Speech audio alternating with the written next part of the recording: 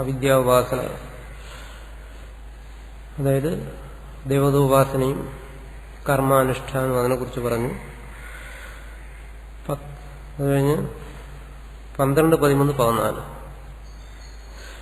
ഈ 3 മന്ത്രങ്ങളും സംഭൂതി ഉപാസന, അസംഭൂതി ഉപാസന അതിനെക്കുറിച്ച് പറഞ്ഞു. പ്രകൃതി ഉപാസനയും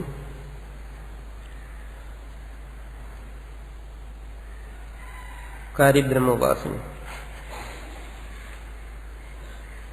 അതിനെക്കുറിച്ച് പറഞ്ഞു. ഇവിടെ രണ്ടിടത്തും ഇതിന്റെ പ്രത്യേക ഉപാസനയെ നിഷേധിച്ചു. സമുച്ചയ ഉപാസന അതിനെ സ്വീകരിക്കുന്നു. അതാണ് 14ാമത്തെ മന്ത്രം. അതോടെ വരുമ്പോഴേ അത് പൂർത്തിയാകത്തുള്ളൂ. യത ഏവം അതഃ സമുച്ചയ സംഭൂതി അസംഭൂതി ഉപാസനയോ യുക്ത ഏവ ഏകപുരുഷാർത്ഥത്വാച്ച ഇത്യാഹ. യത ഏവം അതഃ ഇക്കാരണത്താൽ. എന്താണ് കാരണം? ഇത് പ്രത്യേകമായിട്ടുള്ള ഉപാസന അതിനിവിടെ നിഷേധിച്ചിരിക്കുന്നു. അതുകൊണ്ട് അന്യദേവാഹു സംഭവ അന്യദാഹുര സംഭവ എന്ന് പറഞ്ഞു. രണ്ടിനും ഫലം വേറെ വേറെയാണ്. രണ്ട് പ്രത്യേക ഉപാസനയും നിഷേധിച്ചിരിക്കുകയും ചെയ്യുന്നു. അതുകൊണ്ട് എന്നർത്ഥം. അതുകൊണ്ട് സമുച്ചയ സംഭൂതി അസംഭൂതി ഉപാസനയോഹു യുക്തയേവ. അതുകൊണ്ട് സംഭൂതി അസംഭൂതി ഉപാസനകളുടെ സമുച്ചയം യുക്തം തന്നെ. ഏകപുരുഷാർത്ഥത്വാച്ച, രണ്ടിനും കൂടി ഏകപുരുഷാർത്ഥം, ഒരു പുരുഷാർത്ഥമാണ് ലഭിക്കുന്നത്. ഇത്യാഹ, അതാണ് അടുത്ത് പറയുന്നത്.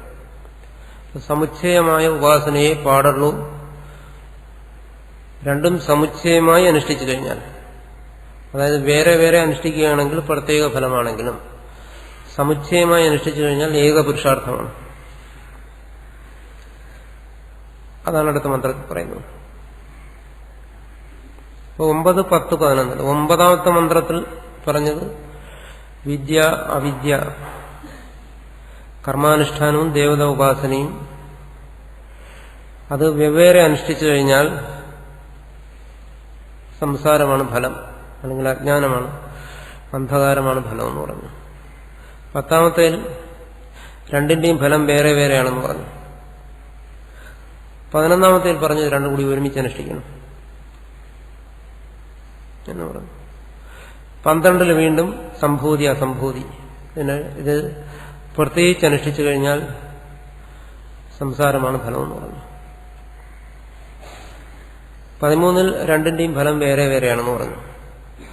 14 അവ രണ്ട് ഉപാസനകളും സമുച്ചയിച്ച് അനുഷ്ഠിക്കണം, അതിന്റെ ഫലവും പറയുന്നു. അടുത്ത മന്ത്രം നോക്കുക. സംഭൂതിം ച വിനാശം ച യസ്തദ്വേദോഭയം സഹ വിനാശേന മൃത്യും തീർത്വാ സംഭൂത്യ അമൃതം അശ്നുതേ.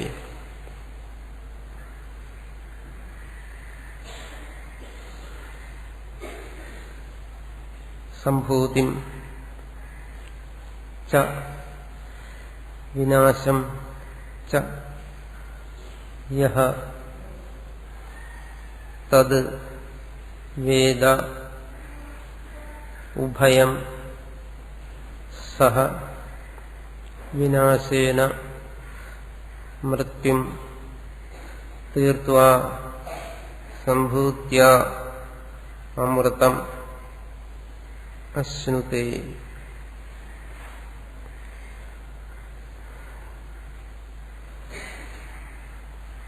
ഞാൻ വായിക്കാം.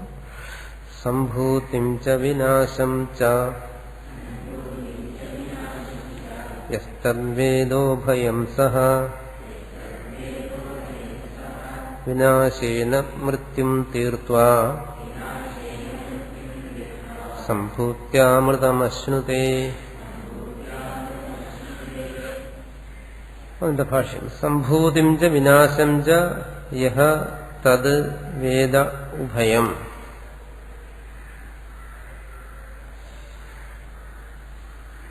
സഹ. അത് പ്രതീകമാണ്. സംഭൂതിയും വിനാശവും പ്രകൃതി ഉപാസനയും കാര്യബ്രഹ്മ ഉപാസനയും. ഉഭയം സഹ, രണ്ടും ഒരുമിച്ച്. അതാണ് സമുച്ചയം എന്നുള്ള അർത്ഥം വരുന്നത്. സഹ ഉഭയം സഹ, രണ്ടും ഒരുമിച്ച്. യഹ അനുഷ്ഠേയം വേദ എന്നാണ്. ആരാണോ അനുഷ്ഠിക്കേണ്ടത്, ഉപാസിക്കേണ്ടതെന്ന് അറിയുന്നത് അവർ വിനാശേന മൃത്യും തീർത്തുക. അതിനെ വ്യാഖ്യാനിക്കുകയാണ് വിനാശോ ധർമ്മോ യസ്യ കാര്യസ്യ സ വിനാശ. വിനാശം ധർമ്മമായിരിക്കുന്നത് ഏതൊരു കാര്യത്തിനാണോ എന്ന് പറഞ്ഞാൽ നശിക്കുക എന്ന സ്വഭാവം ഏതൊരു കാര്യത്തിനാണോ ഉള്ളത് അതിനാണ് ഇവിടെ വിനാശം എന്ന് പറയുന്നത്. നശിക്കുക എന്ന് പറയുന്ന സ്വഭാവം ഉള്ള കാര്യം അതിനെ വിനാശം എന്ന് പറയുന്നു. സ ആ കാര്യത്തെ തേന ധർമ്മിണ അഭേദേന ഉച്യതേ വിനാശ ഇതി. അപ്പോൾ ധർമ്മി ധർമ്മങ്ങളെ അഭേദമായിട്ട് ആണ് ഇവിടെ വിനാശം എന്ന് പറഞ്ഞത്. ധർമ്മി ധർമ്മങ്ങളെ അഭേദം എന്ന് പറഞ്ഞു കഴിഞ്ഞാൽ നശിക്കുന്ന വസ്തുവായി ധർമ്മി, അതിലിരിക്കുന്ന ധർമ്മമായി നാശം. നശിക്കുന്ന വസ്തു ധർമ്മി, അതിലിരിക്കുന്ന ധർമ്മം നാശം. അപ്പൊ ഇവിടെ നാശം എന്നാ പറഞ്ഞത്. നാശം എന്ന് ഏതിനെ പറഞ്ഞു? നശിക്കുന്ന വസ്തുവിനെ പറഞ്ഞു. എന്തുകൊണ്ടത് പറഞ്ഞു? ആ നാശം എന്ന് പറയുന്ന ധർമ്മത്തെ നശിക്കുന്ന വസ്തുവിനോട് അഭേദമായി കൽപ്പിച്ചുകൊണ്ട് ആ വസ്തുവിനെ നാശം എന്ന് പറഞ്ഞു. കാരണം നമ്മൾ സാധാരണ ഒരു വസ്തു നശിക്കുന്ന വസ്തുവാണെങ്കിൽ ആ വസ്തുവിനെ നാശം എന്ന് പറയാറില്ല. നാശം എന്ന് പറയുന്ന വസ്തുവിന്റെ സ്വഭാവമാണ്. പിന്നെ ആ വസ്തുവിനെ നാശം എന്ന് പറയുന്നെങ്കിൽ എങ്ങനെയായിരിക്കും? ആ സ്വഭാവത്തെയും ആ വസ്തുവിനെയും അഭേദമായി എടുത്തുകൊണ്ട് പറയണം നാശം. അതാണ് ഇവിടെയും നശിക്കുന്നത് എന്ന് പറയുന്നതിന് പകരം നാശം എന്ന് പറഞ്ഞു. അതായത് വിനാശി എന്ന് പറയുന്നതിന് പകരം വിനാശം എന്ന് പറഞ്ഞു. വിനാശി നശിക്കുന്നത്, അതിന് പകരം വിനാശം എന്ന് പറഞ്ഞു. അതുകൊണ്ട് ആ സ്വഭാവത്തെയും വസ്തുവിനെയും ഇവിടെ വേർതിരിച്ച് കാണാതെ രണ്ടിനെയും അഭേദമായി കൽപ്പിച്ചുകൊണ്ട് വിനാശി എന്ന് പറയുന്നതിന് പകരം വിനാശം എന്ന് പറഞ്ഞു എന്നാണ്. അതാണ് ഇവിടെ പറഞ്ഞിരിക്കുന്നത്. വിനാശോ ധർമ്മോ യസ്യ കാര്യസ്യ. ഏതൊരു കാര്യത്തിനാണോ നാശ സ്വഭാവമുള്ളത് അതിനാണ് ഇവിടെ, ആ വ്യക്തിയെയാണ് ഇവിടെ വിനാശം എന്ന് പറയുന്നത്. തേന ധർമ്മിണ അഭേദേന വിച്ഛതി. ആ ധർമ്മിയെ ഇവിടെ അഭേദമായിട്ട് ആ ധർമ്മത്തെ പറഞ്ഞു. അതാണ് വിനാശി, വിനാശം എന്ന് പറഞ്ഞു. അപ്പൊ വിനാശം എന്ന് പറഞ്ഞു കഴിഞ്ഞാൽ വിനാശി. അപ്പൊ അവിനാശിയായിരിക്കുന്നത് ഇവിടെ എന്താണ്? കാര്യബ്രഹ്മം. അതിന്റെ ഉപാസനയിലൂടെ, അതാണ് അടുത്ത് പറയുന്നത് തേന തത് ഉപാസനേന, കാര്യബ്രഹ്മ ഉപാസനയിലൂടെ അനൈശ്വര്യ അധർമ്മ കാമാദി ദോഷജാതം ച മൃത്യും തീർത്തുക. ആ ഉപാസനയിലൂടെ മൃത്യുവിനെ അതിക്രമിച്ചിട്ട്, എന്താണ് മൃത്യു എന്ന് പറയുന്നത്? അനൈശ്വര്യം, ഐശ്വര്യം. നേരത്തെ പറഞ്ഞല്ലോ, കേവലമായ കാര്യബ്രഹ്മ ഉപാസനയുടെ ഫലമായിട്ട് അണിമാതി ഐശ്വര്യപ്രാപ്തി ഉണ്ടാകും. ആ ഐശ്വര്യത്തിന് നേരെ വിപരീതമായിട്ടുള്ളതാണ് അനൈശ്വര്യങ്ങൾ. ഐശ്വര്യപ്രാപ്തിയിലും ദോഷങ്ങൾ വരാം. ഐശ്വര്യം ഇല്ലാതിരിക്കുന്നതും ദോഷമാണ്. അതാണ് പറഞ്ഞ അനൈശ്വര്യം, അധർമ്മ കാമാദി ദോഷം. അധർമ്മം, കാമം തുടങ്ങിയ ദോഷങ്ങൾ, അതിനെയാണ് ഇവിടെ മൃത്യു എന്ന് പറഞ്ഞിരിക്കുന്നത്. എന്ന് പറഞ്ഞാൽ സാധാരണ ഒരു ജീവനിൽ കാണുന്ന ദോഷങ്ങൾ, ആ ദോഷങ്ങളെല്ലാം ആ മൃത്യും തീർത്തുക, അതിക്രമിച്ചിട്ട്. അതൊന്നുകൂടി വിശദീകരിക്കുന്നു. ഹിരണ്യഗർഭ ഉപാസനേന ആപ്തി അണിമാതിപ്രാപ്തി ഫലം. ഹിരണ്യഗർഭ ഉപാസനയിലൂടെ എന്താണ്? അണിമാതിപ്രാപ്തിയാണ് ഫലമായി വരുന്നത്.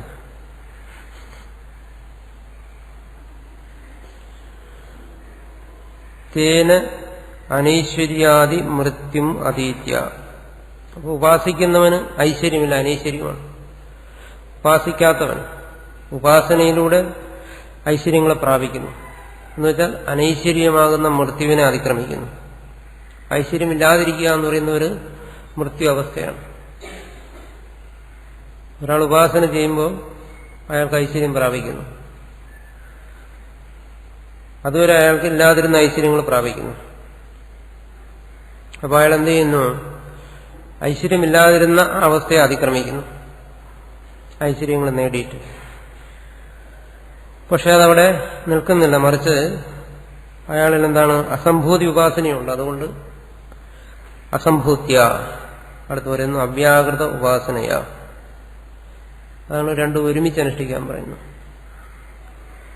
രണ്ടും ഒരുമിച്ച് അനുഷ്ഠിക്കുമ്പോൾ അയാളിൽ അണിമാതി ഐശ്വര്യങ്ങൾ വന്നു ചേരുന്നുണ്ടെങ്കിലും അവ്യാകൃത ഉപാസന കൂടി ഉള്ളതുകൊണ്ട് അതിന്റെ ദോഷങ്ങൾ അയാളെ ബാധിക്കുന്നില്ല. അയാൾ അസംഭൂത്യ അവ്യാകൃത ഉപാസനയിലൂടെ അമൃതം പ്രകൃതി ലയലക്ഷണം, പ്രകൃതി ലയം ആണ് ഇവിടുത്തെ അമൃതം എന്ന് പറയുന്നത്. പ്രകൃതി ലയം എന്ന് പറയുമ്പോൾ ഈ പ്രാപഞ്ചിക ദുഃഖങ്ങളൊന്നും അനുഭവിക്കാതിരിക്കുന്ന അവസ്ഥ, അതിനാണ് പ്രകൃതി ലയം എന്ന് പറയുന്നത്. സുഷുപ്തി പോലെ സുഷുപ്തിയിൽ കഴിയുന്ന ജീവന് പ്രാപഞ്ചിക ദുഃഖങ്ങളൊന്നും അനുഭവിക്കേണ്ടി വരുന്നില്ല, എന്നാൽ മുക്തനാകുന്നതുമില്ല. അതുപോലെ ഒരു നീണ്ട സുഷുപ്തിയാണ് പ്രകൃതി ലയം.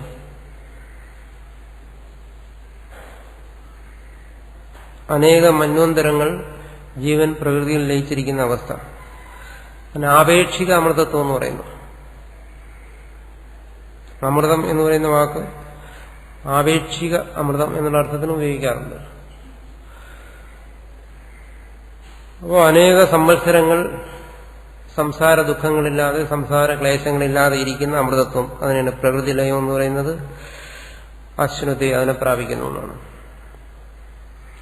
അതങ്ങനെ സംഭവിക്കാമോ? സംഭവിക്കാം. കാരണം എല്ലാ ജാഗ്രതകളിലും നമ്മൾ പ്രകൃതി ലയം എന്ന് പറയുന്ന അവസ്ഥയിലേക്ക് പോകുന്നുള്ളതാണ് സുഷുപ്തി. വെഷ്ടിയിലിങ്ങനെ ദൈനംദിനം പ്രകൃതി ലയത്തിലേക്ക് ജീവന് പോകാമെങ്കിൽ അതുപോലെ ഒരു സമഷ്ടി ഭാവത്തിലുള്ള ഒരു പ്രകൃതി ലയത്തിലേക്കും പോകാം. നമ്മൾ സാധാരണ പ്രളയം എന്ന് മറ്റും പറയുന്ന പോലെ അങ്ങനെ ഒരു പ്രകൃതി ലയം എന്ന് പറയുന്ന അവസ്ഥയിൽ പ്രകൃതി ഉപാസിക്കുന്നവന് എത്തിച്ചേർന്നിരിക്കുന്നു. മുക്തി ലഭിക്കുന്നില്ല. അതാണ് ഇവിടെ പറയുന്നത്.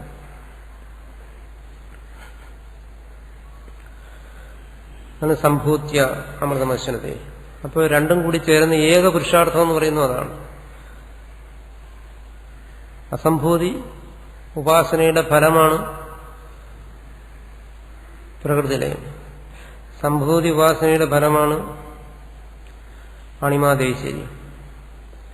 ഇത് രണ്ടും കൂടി ഒരുമിച്ച് അനുഷ്ഠിക്കുമ്പോൾ ഒരു ഫലം അണിമാദേശ്വര്യങ്ങൾ പ്രാപിക്കുമ്പോൾ അതിന് വിരുദ്ധമായ എല്ലാത്തിനെയും അതിക്രമിക്കുന്നു. പക്ഷെ അതവിടെ നിൽക്കുന്നില്ല. പ്രകൃതി ഉപാസന കൂടിയുള്ളതുകൊണ്ട് ആ ജീവൻ മരണശേഷം പ്രകൃതിയിൽ വിലയിക്കുന്നു.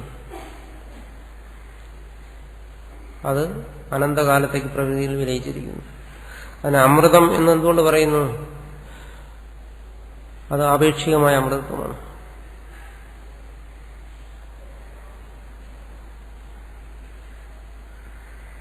വേറെ പല അർത്ഥങ്ങളും പറയും. ആഭൂത സംപ്ലവം സ്ഥാനം അമൃതത്വം ഹി ഭാഷത്തെ എന്നെല്ലാം പറയുന്നുണ്ട്. അതായത് ചിലടത്ത് അമൃതം എന്ന് പറഞ്ഞു കഴിഞ്ഞാൽ പ്രളയം വരെയുള്ള അവസ്ഥ അതിന് അമൃതം എന്ന് പറയും. കൽപ്പാന്തം വരെയുള്ള അവസ്ഥയെ അമൃതം എന്ന് പറയും. അങ്ങനെയും പറയുന്നുണ്ട്. ദേവന്മാര് ഉപയോഗിക്കുന്ന സ്വർഗത്തിൽ കിട്ടുന്ന ദേവന്മാർ കുടിക്കുന്ന പുരാണങ്ങളിലും മറ്റും പറയുന്ന വസ്തു അതിന് അമൃതം എന്ന് പറയുന്നുണ്ട്. അമൃതം ദേവന്മാർ ഭക്ഷിക്കുന്നു, അങ്ങനെ അമൃതൻ അമരന്മാരാകുന്നു എന്നും മറ്റും പുരാണങ്ങളിൽ പറയുന്നു. അങ്ങനെ അമൃതം എന്ന് പറയുന്നുണ്ട്. മോക്ഷം അതിന് അമൃതം എന്ന് പറയുന്നുണ്ട്. ജനനമരണങ്ങളില്ലാതിരിക്കുന്ന അവസ്ഥ അതിന് അമൃതം എന്ന് പറയുന്നുണ്ട്. നിത്യം എന്നുള്ള അർത്ഥത്തിൽ അമൃത ശബ്ദം പ്രയോഗിക്കുന്നുണ്ട്. ഇവിടെ അമൃതം എന്ന് പറയുന്ന ശബ്ദം പ്രയോഗിച്ചിരിക്കുന്നത് ഇതാണ്. ആ പ്രകൃതി ലയം എന്ന് പറയുന്ന ആ അവസ്ഥ. അതിനെ പ്രാപിക്കുന്നു എന്നാണ്.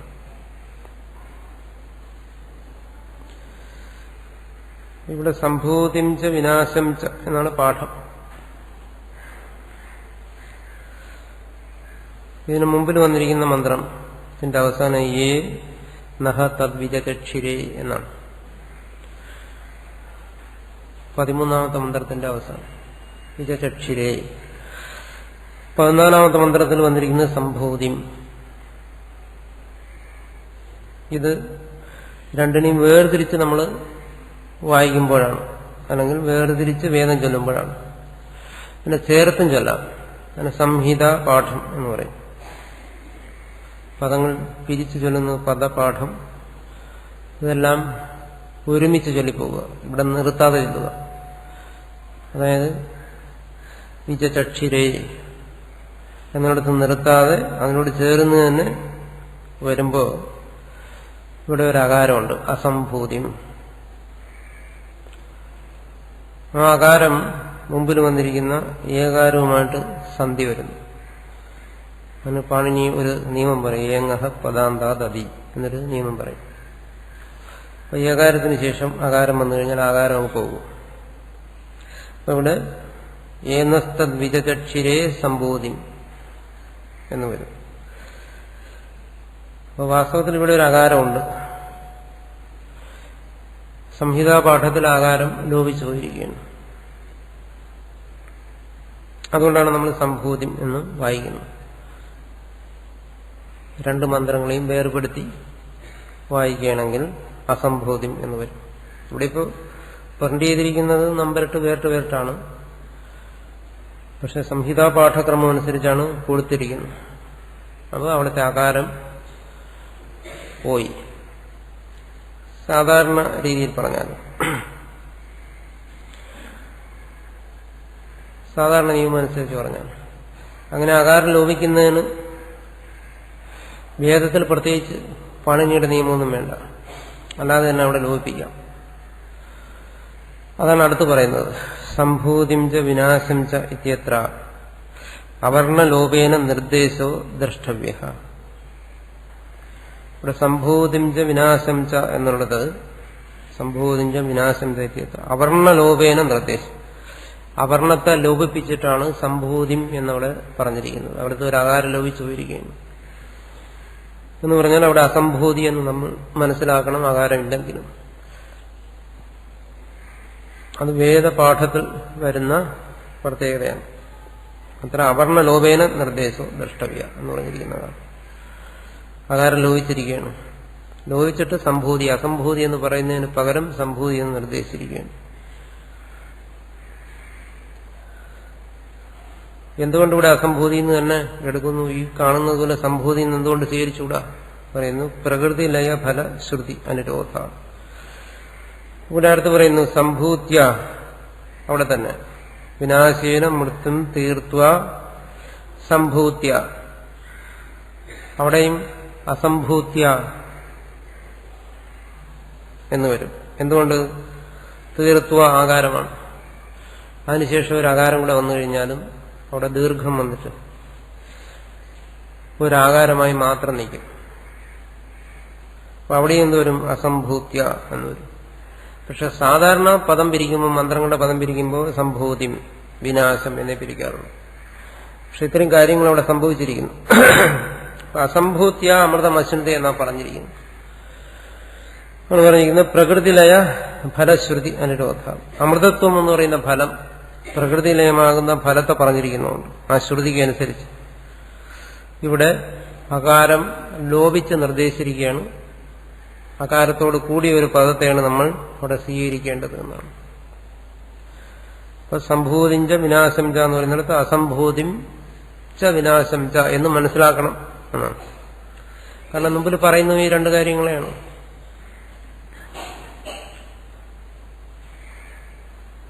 സംഭവം അസംഭവം എന്ന് പറഞ്ഞു, സംഭൂതി അസംഭൂതി എന്ന് പറഞ്ഞു. അങ്ങനെ പറഞ്ഞിരിക്കുന്നതുകൊണ്ട് ഇവിടെ ആ കാര്യം തന്നെ പരാമർശിക്കുന്നു. ഇപ്പൊ വേദപാഠത്തിൽ വന്ന പ്രത്യേകത അനുസരിച്ച് അവിടുത്തെ ആകാരം പോയിരിക്കുകയാണ് എന്ന് മനസ്സിലാക്കണം. ഫലമനുസരിച്ചും അർത്ഥം വച്ച് ചിന്തിക്കുമ്പോഴും അങ്ങനെയാണ് മനസ്സിലാക്കേണ്ടത് എന്നാണ്. ചില പാഠങ്ങളിൽ ഇവിടെ അസംഭൂതിം എന്ന് തന്നെ പഠിക്കുന്നുണ്ട്. അസംഭൂതിം ച വിനാശം ച എന്ന് തന്നെ പാഠമുള്ള ഉപനിഷത്തുകളും ഉണ്ട്. ഇവിടെ ഭാഷ്യകാരൻ പറഞ്ഞിരിക്കുന്നു അങ്ങനെ വേണം. അപ്പോൾ ഈ മന്ത്രത്തിൽ പറഞ്ഞിരിക്കുന്നത് സമുച്ചയ ഉപാസനയുടെ ഫലമാണ്.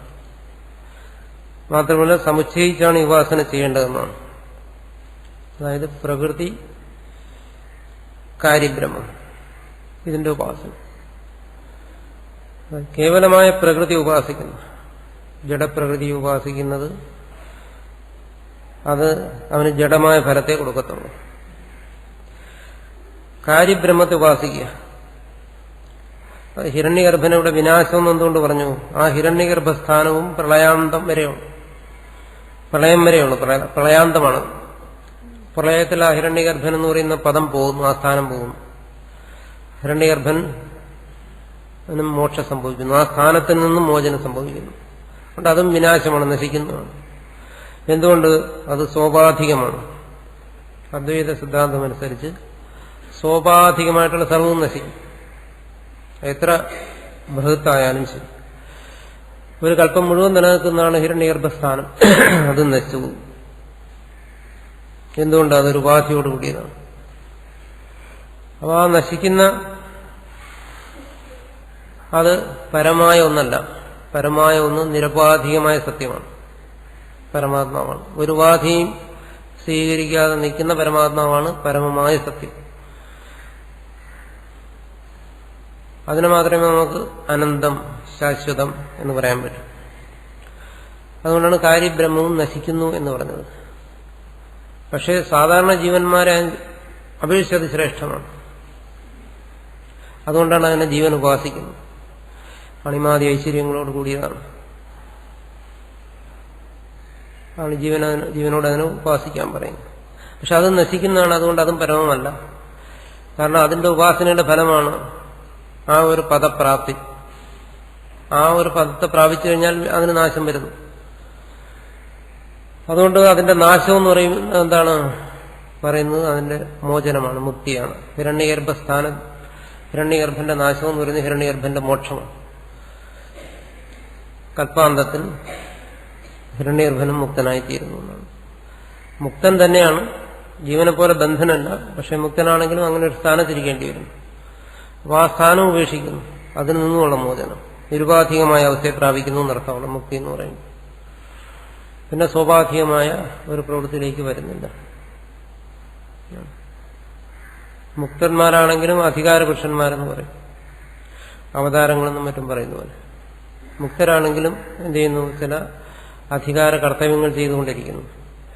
അങ്ങനെയുള്ള ഒരവസ്ഥയെയും ഉപേക്ഷിക്കുക, മോചിക്കുക, അതിൽ നിന്നും നിരുപാധികമായ അവസ്ഥയിൽ സ്ഥിതി ചെയ്യുക, പരമമായ മുക്തിപദം അതിന് സ്ഥിതി ചെയ്യുക. അങ്ങനെ ഒരു അവസ്ഥയിലേക്ക് ഈ ഹിരണ്യഗർഭന് എത്തിച്ചേരുന്നു.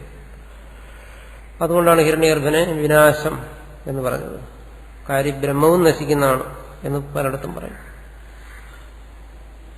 അതുകൊണ്ടാണ് പരബ്രഹ്മം എന്ന് പറയുന്നത്. നിരുപാധികമായ പരമാത്മാവിനെ പരംബ്രഹ്മം എന്ന് പറയാൻ അതുകൊണ്ടാണ്. അതുകൊണ്ട് തന്നെ കാര്യബ്രഹ്മത്തെ ഹിരണ്യഗർഭന അപരബ്രഹ്മം എന്ന് പറയും. പരം എന്ന് പറയുമ്പം അപരം എന്നൊരു സങ്കല്പം ഉള്ളതുകൊണ്ടാണ് പരം എന്ന് പറയുന്നത്. പരബ്രഹ്മം എന്ന് പറയുമ്പോൾ പരമല്ലാത്ത ഒരു ബ്രഹ്മമുണ്ട്, അതുകൊണ്ടാണല്ലോ പരബ്രഹ്മം എന്ന് പറയുന്നത്, അല്ലെങ്കിൽ പരം ബ്രഹ്മ എന്ന് പറയുന്നത്. ഇപ്പൊ പരമല്ലാത്ത ഏതാ ബ്രഹ്മം? ആ ബ്രഹ്മചൈതന്യം തന്നെ ഉപാധിയോടുകൂടിയിരിക്കുന്നു. അതിനാണ് അപരബ്രഹ്മം എന്ന് പറയുന്നത്. അതിനാണ് ഹിരണ്യഗർഭൻ ഇവിടെ വിനാശം എന്നെല്ലാം പറഞ്ഞു.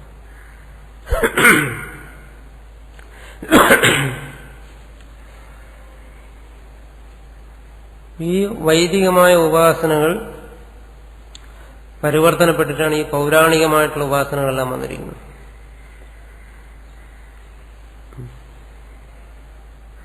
പുരാണങ്ങളിലേക്ക് വരുമ്പോൾ ഈ ഉപാസനാ രീതികൾക്കൊക്കെ മാറ്റം. കാരണം വൈദികമായ ഉപാസനയ്ക്ക്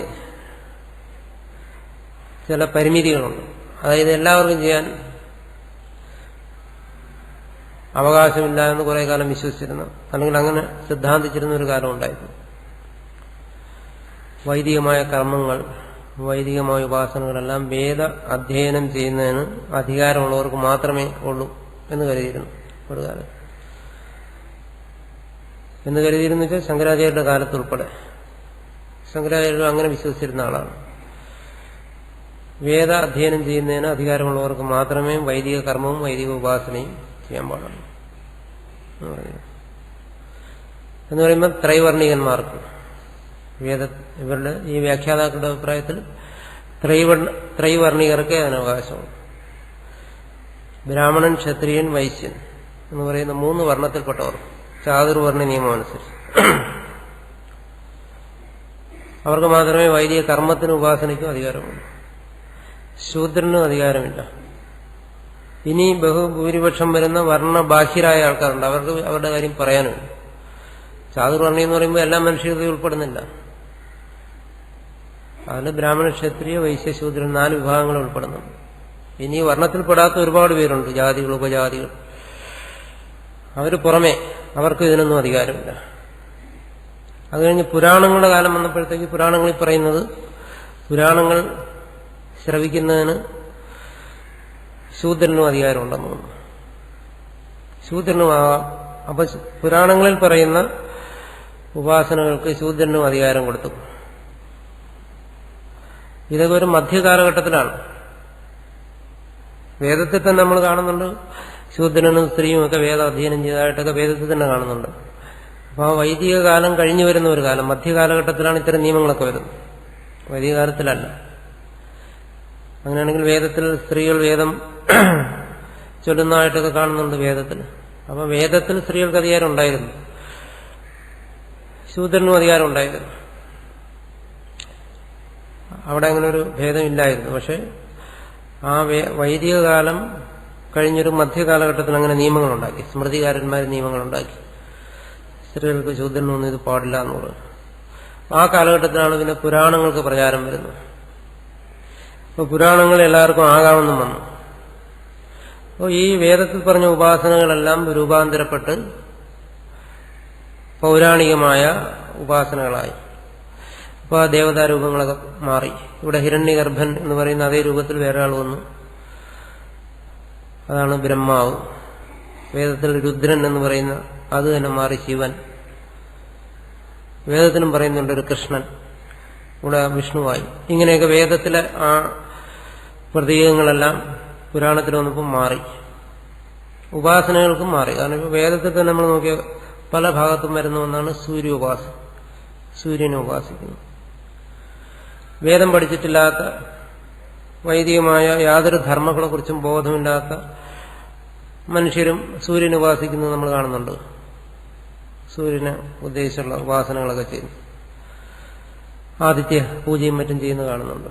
അപ്പോൾ അത് ആ വൈദികമായ ഉപാസന പരിവർത്തനപ്പെട്ട് വന്ന ആദിത്യ പൂജ ഉപാസനകളാണ് നമ്മൾ ഇന്ന് നമ്മുടെ ചുറ്റും കാണുന്നത്.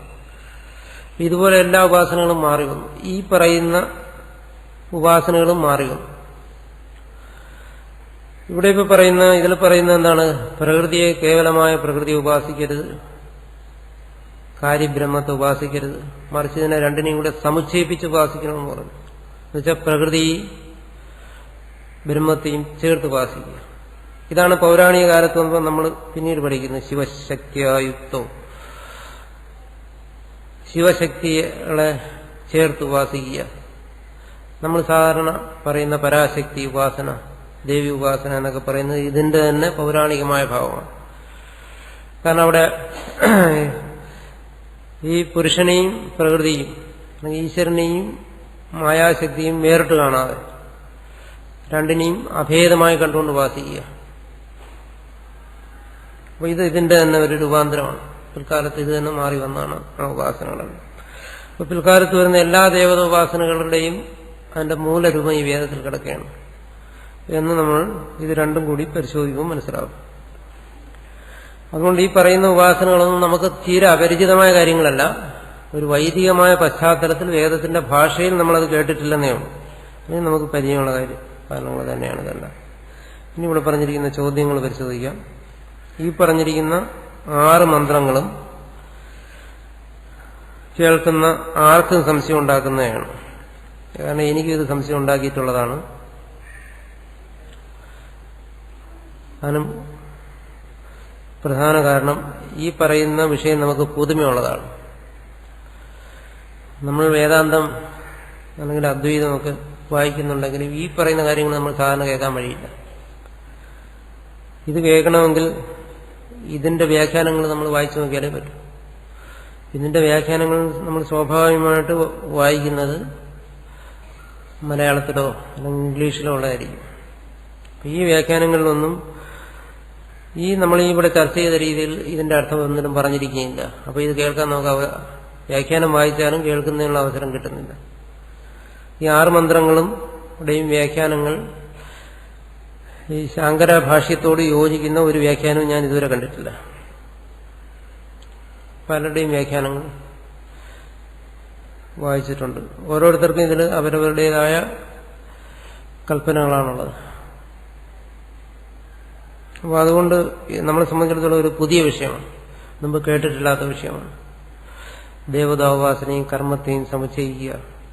പ്രത്യേകം അനുഷ്ഠിച്ചു കഴിഞ്ഞാൽ അതിന്റെ ഫലം വേറെയാണ്, സമുച്ചയിച്ച് അനുഷ്ഠിച്ചാൽ അതിന്റെ ഫലം വേറെയാണ്. പ്രത്യേകം അനുഷ്ഠിക്കുന്നതിനെ നിന്ദിക്കുന്നു, സമുച്ചയിച്ച് അനുഷ്ഠിച്ചു കഴിഞ്ഞാൽ അതിന്റെ ഫലം അമൃതത്വമാണെന്ന് പറയുന്നു. പക്ഷേ അമൃതത്വം എന്ന് പറയുന്നത് മുഖ്യമായ മോക്ഷമല്ല. ഈ തരത്തിലൊക്കെയുള്ള ഈ ആശയങ്ങൾ. അപ്പോൾ ഇതിന് ഈ 6 മന്ത്രങ്ങൾക്കും ഒരു പരസ്പര ബന്ധമുണ്ട്. ആദ്യത്തെ 3 ഒരു സെക്ഷനാണ്, രണ്ടാമത് വരുന്ന 3 വേറെ സെക്ഷനാണ്. അത് മനസ്സിലാക്കണം. ആദ്യത്തെ 3 ഞാൻ നേരത്തെ പറഞ്ഞതുപോലെ തന്നെ ഉപാസന കർമ്മങ്ങളുടെ സമുച്ചയം, രണ്ടാമത്തേൽ 2 ഉപാസനകളുടെ സമുച്ചയം. അത് സമുച്ചയത്തെ പറയുന്നത് ഉഭയം സഹ യഹ വേദ എന്നുള്ള പദമാണ്. ഉഭയം സഹ രണ്ടും ഒരുമിച്ച് എന്ന് പറയുന്നത്, അതാണ് സമുച്ചയം എന്ന് പറയുന്നത്. അപ്പൊ ഇതിൽ നിന്ന് സമുച്ചയം എന്ന് പറയുന്ന ആശയം ഒന്നും ഭാഷ്യകാരൻ പ്രത്യേകിച്ച് കണ്ടെടുത്തല്ല. അവിടെ പ്രത്യേകം പറയുന്നുണ്ട് ഉഭയം സഹ യഹ വേദ, രണ്ടിനെയും ഒരുമിച്ച് ആരാണോ ഉപാസിക്കുന്നത് അല്ലെങ്കിൽ അനുഷ്ഠിക്കേണ്ടതാണെന്ന് അറിയുന്നത് എന്ന് പറയുന്നു. അതുകൊണ്ടത് ഈ 6 മന്ത്രങ്ങളെയും 2 വിഭാഗങ്ങളായി തിരിച്ച് രണ്ടിനും പറയുന്ന വിഷയങ്ങളെ പ്രത്യേകം മനസ്സിലാക്കി കഴിഞ്ഞാൽ ആ സംശയങ്ങളൊക്കെ തീരും. ഇവിടുത്തെ ചോദ്യമാണ്, വർണ്ണാശ്രമ വ്യവസ്ഥ നിലവിലുണ്ടായിരുന്ന കാലത്ത് ഗൃഹസ്ഥാശ്രമം കഴിഞ്ഞായിരുന്നു വാനപ്രസ്ഥാശ്രമം. വാനപ്രസ്ഥാശ്രമ കാലത്ത് കർമ്മം ഉപേക്ഷിച്ച് കേവലം ഉപാസന മാത്രമാണ് പറഞ്ഞിരിക്കുന്നത്. അങ്ങനെയാകുമ്പോൾ ഉപനിഷത്ത് മന്ത്രപ്രകാരം കേവലം ഉപാസന ചെയ്യുന്നവർ കൂടുതൽ തമസിലേക്കല്ലേ പോകുക? വിശദമാക്കി തരുവാൻ അഭ്യർത്ഥിക്കുന്നു. വാനപ്രസ്ഥത്തിലും കേവല ഉപാസനയല്ല പറയുന്നു. വൈശ്വദേവന്മാരെ ഉദ്ദേശിച്ചുള്ള കർമ്മങ്ങൾ, ബലികൾ, ഇതെല്ലാം വാനപ്രസ്ഥാശ്രമിക്കും പറഞ്ഞിട്ടുണ്ട്. വാനപ്രസ്ഥ ആശ്രമം എന്ന് പറയുന്നത് നമ്മൾ ശ്രദ്ധിക്കണം. ഉപാസനയെന്നും കർമ്മമെന്നും പറഞ്ഞു കഴിഞ്ഞാൽ ഞാൻ നേരത്തെ പറഞ്ഞിട്ടുണ്ട്, ഇവിടെ പറയുമ്പോൾ നമ്മൾ ഇന്ന് ചെയ്യുന്ന ഉപാസനകളോ കർമ്മങ്ങളോ അല്ല, വൈദികമായ ഉപാസനകളും കർമ്മങ്ങളുമാണ്.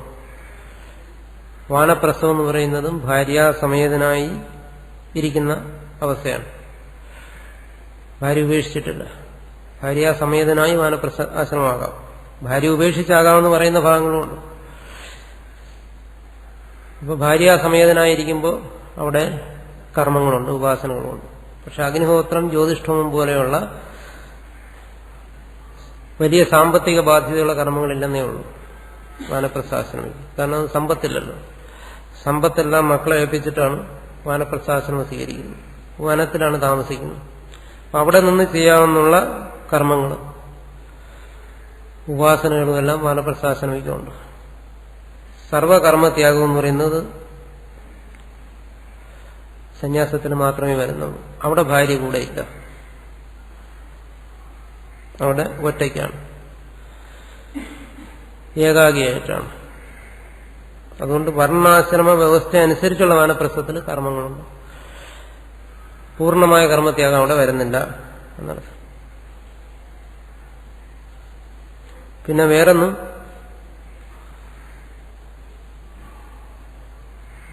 ഈ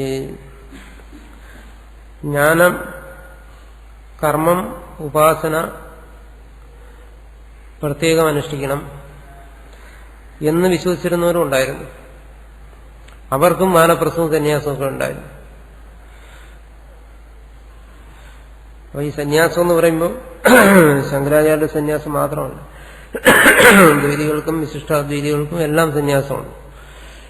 അവരെല്ലാം സന്യാസത്തെ ഈ രീതിയിലല്ല, സന്യാസത്തിൽ തന്നെ കർമ്മങ്ങൾ അനുഷ്ഠിക്കാമെന്ന് കരുതുന്നവരുമുണ്ട്, വൈദികമായ കർമ്മങ്ങൾ.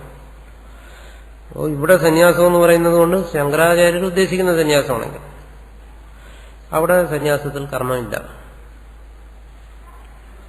ഉപാസനയും കർമ്മങ്ങളും സമുച്ചയിച്ച് ആണ് അനുഷ്ഠിക്കേണ്ടത്. അത് ഗൃഹസ്ഥാശ്രമത്തിലായാലും ശരി, വാനപ്രസ്ഥത്തിലായാലും ശരി. പൂർണ്ണമായ കർമ്മത്യാഗം സന്യാസത്തിലേ ഉള്ളൂ.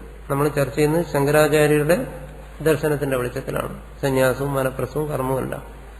അതുകൊണ്ട് ഇവിടെ പറഞ്ഞിരിക്കുന്നത് വാനപ്രസ്ഥാശ്രമകാലത്ത് കർമ്മം ഉപേക്ഷിച്ച് കേവല ഉപാസന എന്ന് പറഞ്ഞിരിക്കുന്നത് പൂർണ്ണമായി ശരിയല്ല, ഭാഗികമായി ശരിയാണ്. അതുകൊണ്ട് ഏതവസ്ഥയിലായാലും കേവലമായ കർമ്മം മാത്രം അനുഷ്ഠിക്കാൻ പാടില്ല, ഉപാസന കൂടി ചെയ്യണം എന്നാണ് പറയുന്നത്. എന്ന് പറയുമ്പോഴും നമ്മൾ ശ്രദ്ധിക്കണം. ഇപ്പോൾ ഇവിടെ നമ്മളിപ്പോ എല്ലാ വേദങ്ങളും പഠിക്കുന്നു. അപ്പോൾ എല്ലാ വേദങ്ങളും പറയുന്ന കർമ്മങ്ങളും ഉപാസനകളും അനുഷ്ഠിക്കുക അങ്ങനെയൊന്നുമല്ല. വേദം എന്ന് പറയുന്നത് ഓരോരുത്തർക്കും ഓരോ ശാഖകളും നിശ്ചയിച്ചിട്ടുണ്ട്. വേദം അധ്യയനം ചെയ്യുന്നവർ, വേദാധ്യയനത്തിന് അധികാരികളായിട്ടുള്ളവർ, അവർക്ക് അവരവരുടെ ശാഖകൾ അധ്യയനം ചെയ്താൽ മതി. അങ്ങനെ അധ്യയനം ചെയ്യുമ്പോൾ ആ ശാഖകളിൽ പറഞ്ഞിരിക്കുന്ന കർമ്മങ്ങൾ അനുഷ്ഠിക്കണം. ആ കർമ്മങ്ങൾ അനുഷ്ഠിക്കുമ്പോൾ ആ കർമ്മങ്ങളോട് ചേർന്ന് വരുന്ന ഉപാസനകളുണ്ട്, ആ ഉപാസനകൾ അനുഷ്ഠിക്കണം. അപ്പോൾ ആ കർമ്മങ്ങൾ അനുഷ്ഠിക്കുമ്പോൾ ഉപാസനയും കർമ്മവുമായിട്ട് ചേർത്ത് അനുഷ്ഠിക്കണമെന്നാണ് പറഞ്ഞിരിക്കുന്നത്. അതുകൊണ്ട് എല്ലാവർക്കും ഈ പറയുന്ന കർമ്മങ്ങളും ഉപാസനകളും ഒന്നും അനുഷ്ഠിക്കുന്നത് പ്രസക്തമാകുന്നുമില്ല. അതാത് ശാഖകൾ അധ്യയനം ചെയ്യുന്നവർ, കാരണം ഇതൊരു ജീവിത വ്യവസ്ഥയുടെ ഭാഗമായിട്ട് നിർദ്ദേശിക്കുന്നതാണ്. ഇന്നിതിനെ നമ്മുടെ ജീവിതവുമായിട്ട് ഒരു ബന്ധമില്ലാതെ നമ്മളിതിനൊരു പഠന വിഷയമായിട്ട് കാണുന്നതാണ്. രണ്ടും തമ്മിൽ വ്യത്യാസമുണ്ട്. നമ്മളെ സംബന്ധിച്ചിടത്തോളം ഇതൊരു പഠന വിഷയമാണ്. ഇത് നിർദ്ദേശിക്കുന്ന കാലത്ത് ഇത് കുറെ വ്യക്തികളുടെ ജീവിതത്തിന്റെ ഭാഗമാണ്. അപ്പോൾ ആ സമൂഹത്തിൽ, വേദാധ്യയനം ചെയ്യുന്ന സമൂഹത്തിൽ പല വിഭാഗങ്ങളുണ്ടായിരുന്നു. അതിന് ഓരോ ശാഖകളിലും അവരവർക്ക് ചെയ്യേണ്ട കർമ്മങ്ങളും ഉപാസനകളും വേറെ വേറെയാണ്. അത് അവരവരനുഷ്ഠിക്കാനാണ് പറയുന്നത്. പിന്നെ സമ്പൂർണമായ വേദം ഒരാൾ പഠിക്കുക, അത് ഈ പറയുന്ന എല്ലാ കർമ്മങ്ങളും ഉപാസനകളും അനുഷ്ഠിക്കുക, അതൊന്നും അനുഷ്ഠിക്കേണ്ട ആവശ്യം വരുന്നില്ല. അപ്പോൾ ആ ചരിത്ര പശ്ചാത്തലം കൂടെ മനസ്സിലാക്കിയിട്ട് വേണം ഇതിനെക്കുറിച്ച് ചിന്തിക്കാൻ. ഇന്ന് നമ്മളെന്തെങ്കിലും കർമ്മങ്ങളോ ഉപാസനകളോ അനുഷ്ഠിക്കുന്നുവെങ്കിൽ അത് വേദത്തിൽ നിന്ന് മാറി എന്നുള്ളതാണ്. ഇന്ന് ആരാധനഹോത്രം ചെയ്യുന്നു, നമ്മൾ ചെയ്യുന്ന കർമ്മങ്ങളും അനുഷ്ഠാനങ്ങളും എല്ലാം പൗരാണികമായ ഒരു തലത്തിലുള്ളത്, അതിൽ തന്നെ ഈ കാലത്തിൽ മാറി വന്നതാണ്. നമ്മൾ ഉപാസന എന്ന് പറയുമ്പോൾ ഇന്ന് ദേവതാ ഉപാസനകൾ ക്ഷേത്രവുമായി ബന്ധപ്പെട്ടു, ക്ഷേത്രോപാസന ഇതൊക്കെയായി മാറിക്കഴിഞ്ഞു. വൈദിക ഉപാസനകളൊന്നും ഇന്നില്ല, ആരും അനുഷ്ഠിക്കുന്നില്ല. വൈദിക മന്ത്രങ്ങൾ ആർക്കും അറിയത്തില്ല, വൈദികമായ ഉപാസനകളുമില്ല. അപ്പൊ ആദിത്യനെ ഉപാസിക്കുന്നു എന്ന് വിചാരിച്ച് നമ്മൾ വൈദിക ഉപാസനയല്ല ചെയ്യുന്നു. വേദത്തിൽ എങ്ങനെ ഉപാസിക്കാൻ പറഞ്ഞിരിക്കുന്നു എന്നുള്ളത് നമുക്കറിയത്തില്ല. നമ്മൾ സൂര്യനെ നോക്കി തൊഴുന്നു, പ്രാർത്ഥിക്കുന്നു, എന്തെങ്കിലും ശ്ലോകങ്ങൾ ചൊല്ലുന്നു, പൂജ ചെയ്യുന്നു, നിവേദ്യങ്ങൾ അർപ്പിക്കുന്നു. ഇതൊന്നും വൈദികമായ ആദിത്യ ഉപാസന അല്ല. അതുകൊണ്ട് ഉപാസനാ കർമ്മങ്ങളെന്ന് പറയുമ്പോൾ ആ കാലഘട്ടത്തിലുണ്ടായിരുന്ന ഉപാസനാ കർമ്മങ്ങൾ അതിനാണ് പറയുന്നത്. അതുകൊണ്ട് വാനപ്രസ്ഥാശ്രമയെ സംബന്ധിച്ചിടത്തോളം ഇങ്ങനെ ഒരു പ്രശ്നം വരുന്നില്ല എന്നാണ്. അടുത്ത കർമ്മവും ഉപാസനയും അടുത്ത ചോദ്യമാണ്. ഒരുമിച്ച് അനുഷ്ഠിക്കണമെന്ന് മുൻപുള്ള മന്ത്രങ്ങളിൽ പറഞ്ഞിട്ട് പിന്നീട് ഉപാസനയെ രണ്ടായി തിരിച്ച് അത് രണ്ടും സമുച്ചയിക്കാൻ പറയുന്നു. അങ്ങനെ ചെയ്താൽ അമൃതത്വം കിട്ടുമെന്ന് പറഞ്ഞു. അപ്പോൾ കർമ്മമില്ലാതെ കേവല ഉപാസന കൊണ്ട് മാത്രം അമൃതത്വം കിട്ടുമെന്നല്ലേ അർത്ഥമാക്കേണ്ടത്? ആദ്യത്തെ മന്ത്രത്തിൽ പറഞ്ഞിരിക്കുന്നതും പറഞ്ഞല്ലോ. ഇവിടെ പറയുന്നത് എല്ലാ കർമ്മങ്ങളെയും എല്ലാ ഉപാസനകളെയും സംബന്ധിച്ചല്ല പറയുന്നു. ഏതെങ്കിലും ഒരു കർമ്മവും വേദത്തിലോ ഏതെങ്കിലും ഒരു കർമ്മവും ഏതെങ്കിലും ഒരു ഉപാസനയും കൂടെ ഒരുമിച്ച് അനുഷ്ഠിക്കാനുമല്ല പറയുന്നത്. കർമ്മപ്രകരണങ്ങളിൽ പറയുന്ന ഉപാസനകളാണ്. അതുകൊണ്ട് അവിടെ ദേവത ഉപാസന എന്ന് പറയുമ്പോൾ വൈദികമായ ഉപാസന. അപ്പൊ ആ ഉപാസനയായിട്ട് നമ്മൾ ഹിരണ്യഗർഭ ഉപാസന എടുക്കുന്നു എന്നിരിക്കട്ടെ. അപ്പൊ ആ സന്ദർഭത്തിൽ പറയുന്ന കർമ്മവും കാണും. ആ കർമ്മവും ആ ഉപാസനയുമായിട്ടാണ് സമുച്ചയിക്കേണ്ടത്. അപ്പൊ അതിന് പ്രത്യേകമായിട്ട് തന്നെ നിർദ്ദേശിച്ചിട്ടുള്ള കർമ്മങ്ങളും ഉപാസനകളും ഉണ്ട് വൈദികമായ രീതി നോക്കുമ്പോൾ. ഏതെങ്കിലും വേദത്തിൽ പറയുന്ന ഒരു കർമ്മവും ഏതെങ്കിലും ഒരു ഉപാസനയും കൂടെ ചേർത്ത് അനുഷ്ഠിക്കാൻ ഒക്കത്തില്ല. എന്തുകൊണ്ടത് പറ്റുന്നില്ല? ഇപ്പോൾ വേദം അധ്യയനം ചെയ്യുന്ന ഒരാളിന്റെ ആ വേദശാഖയിൽ വരുന്ന കർമ്മവും ഉപാസനയും അയാൾക്ക് അനുഷ്ഠിക്കേണ്ടി വരുന്നുള്ളൂ. അപ്പോൾ ആ കർമ്മവും ഉപാസനയും അനുഷ്ഠിച്ചാൽ മതി. അങ്ങനെ ഒരു കർമ്മത്തിന്റെയും ഉപാസനയുടെയും അനുഷ്ഠാനം പ്രാപ്തമായി വരുന്നിടത്താണ് പറയുന്നത് അതിനെ നിങ്ങൾ സമുച്ചയിച്ച് അനുഷ്ഠിക്കാം. അപ്പോൾ ആ കർമ്മത്തിൽ ആദ്യം അത് പ്രസക്തമാകണം. അത് പ്രസക്തമാകുന്ന ഭാഗങ്ങളുണ്ട്. ഇപ്പൊ ജ്യോതിഷ്ഠോമ പ്രകരണം, അവിടെ പ്രാണോപാസന വരുന്നുണ്ട്. അപ്പൊ ആ ജ്യോതിഷ്ഠോമത്തിനോടുകൂടി ചേർന്ന് പ്രാണോപാസനയും കൂടെ അനുഷ്ഠിക്കാൻ പറയുന്നു. ഒരുമിച്ച് ആ യാഗം അനുഷ്ഠിക്കുന്ന ആൾ അവിടുത്തെ പ്രാണോപാസനയും ചെയ്യുന്നു. വേറെ ഏതെങ്കിലും ഒരു കർമ്മവും വേറെ ഏതെങ്കിലും ഒരു ഉപാസനയും അവിടെ ആ വ്യക്തിയെ സംബന്ധിച്ച് പ്രസക്തമാകുന്നില്ല.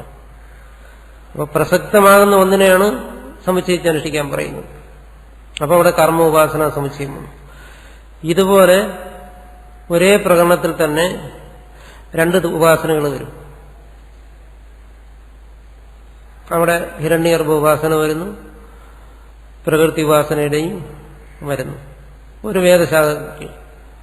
അപ്പൊ ആ വേദശാഖകൾ നമ്മൾ അധ്യയനം ചെയ്യുന്നില്ല. ഏത് കർമ്മമാണ് ഏത് ഉപാസനയാണ് നമുക്ക് തിരിച്ചറിയത്തില്ല. അതുകൊണ്ടാണ് നമുക്ക് സംശയം വരുന്നത്. അങ്ങനെ വരുന്നിടത്ത് പറയുന്നു ആ രണ്ട് ഉപാസനകളെയും സമുച്ചയിച്ച് അനുഷ്ഠിക്കാൻ പറയുന്നു. ഈ രണ്ട് പ്രത്യേക സന്ദർഭങ്ങളിലാണ്. അതുകൊണ്ട് നേരത്തെ പറഞ്ഞ എന്താണ്, ഒരു പ്രത്യേക കർമ്മത്തെയും ഒരു പ്രത്യേക ഉപാസനയും കണ്ടുകൊണ്ടാണ് പറയുന്നത്. അത് ഒരുമിച്ച് അനുഷ്ഠിക്കാൻ പറയുന്നു. ഇപ്പൊ ബൃഹദാരണ്യകം അതിനി അത് പറയും. അതിന്റെ ആദ്യത്തെ രണ്ട് ഭാഗം, രണ്ട് അധ്യായങ്ങളിൽ പ്രവർഗ്യം എന്ന് പറയുന്ന ഒരു കർമ്മവുമായി ബന്ധപ്പെട്ട ഉപാസനയെക്കുറിച്ച് പറയുകയാണ്. അപ്പൊ ആ രണ്ട് അധ്യായങ്ങളിൽ വരുന്ന ഉപാസനകൾ അവിടെ വരുന്ന കർമ്മവുമായിട്ട് അശ്വമേധ യാഗത്തിനെ തുടർന്ന് വരുന്ന ഭാഗങ്ങളാണ് അവിടെ വരുന്നത്.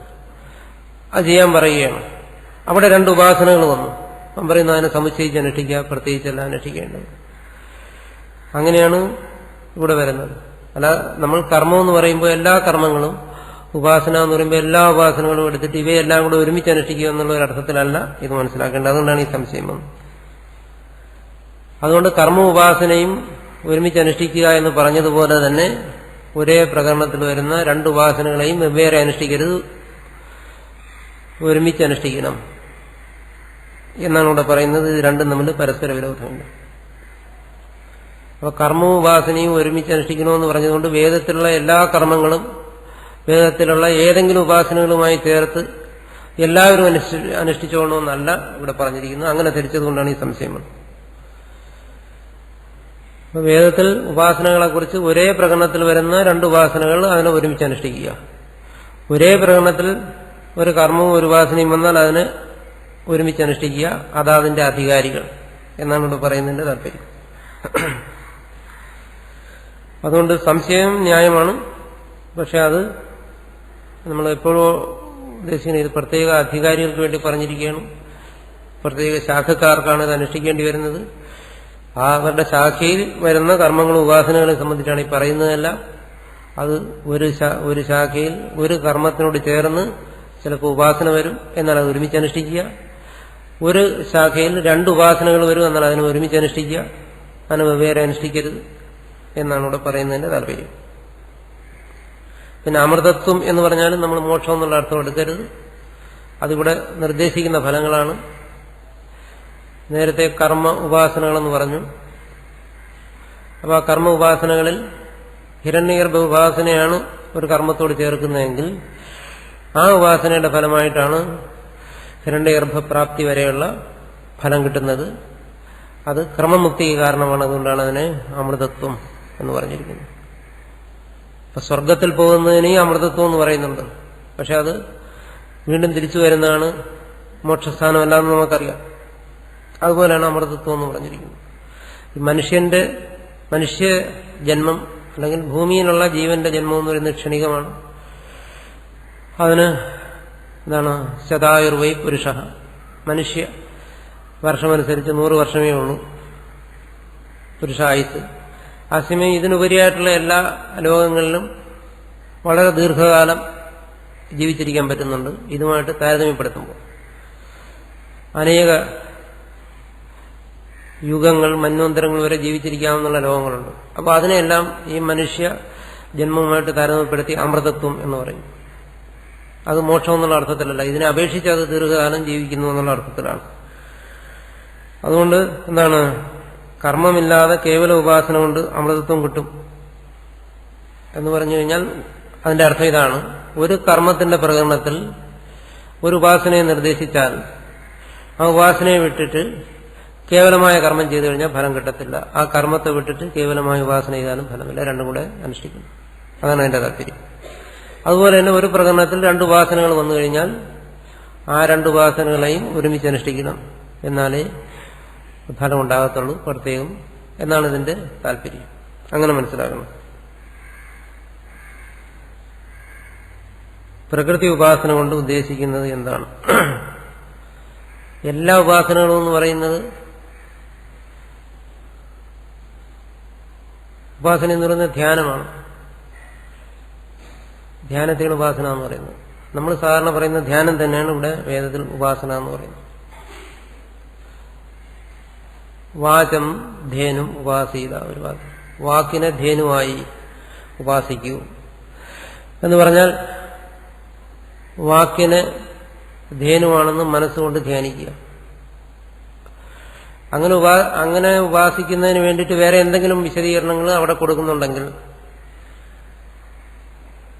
ഇപ്പൊ ബൃഹദാരണ്യ ഉപനിഷത്തിന്റെ ആദ്യ ഭാഗം എടുത്ത് വായിക്കുക. ഉഷാവ അശ്വസ്യ എന്ന് പറഞ്ഞ് തുടങ്ങുന്ന ഭാഗം. അവിടെ ഒരു അശ്വമായിട്ട് ഈ പ്രപഞ്ചത്തെ മുഴുവൻ ഇങ്ങനെ ഭാവന ചെയ്യുകയാണ്, സങ്കല്പിക്കുകയാണ്. അതൊരു ഉപാസനയാണ്. അപ്പൊ അത് വായിക്കുന്ന സമയത്ത് അല്ലെങ്കിൽ നമ്മളത് ശ്രവിക്കുന്ന സമയത്ത് അങ്ങനെ മനസ്സിനെ അതിൽ തന്നെ നിർത്തുന്നതാണ് ഉപാസന എന്ന് പറയുന്നത്. അത് സ്പഷ്ടമാണ്. ഒരു കല്ലിനെ എടുത്തു വച്ചിട്ട് ഇത് ശിവനാണെന്ന് സങ്കല്പിക്കുക, ഇതാണ് ഉപാസന എന്ന് പറയുന്നത്. മനസ്സുകൊണ്ട് അതിനെ ഭാവന ചെയ്യുന്നു. പ്രത്യക്ഷമായി കാണുന്ന കല്ല്.